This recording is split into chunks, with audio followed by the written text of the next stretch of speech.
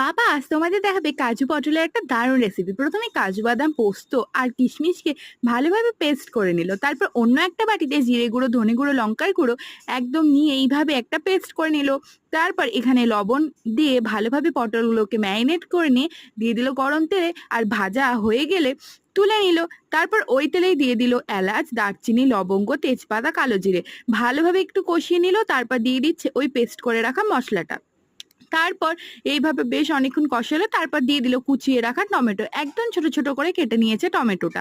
তারপর দিয়ে দিল সেই পোস্তর পেস্টটা, ভালোভাবে মিক্স করে নিল। তারপর দিয়ে দিল পরিমাণ মতন হলুদ। অন্য একটা বাটিতে আমল দুধ ভালোভাবে গুলিয়ে নিল গরম জলে।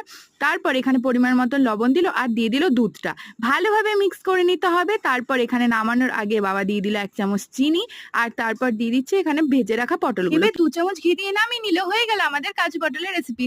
দারুণ খেতে হয়েছে, সাবস্ক্রাইব করো।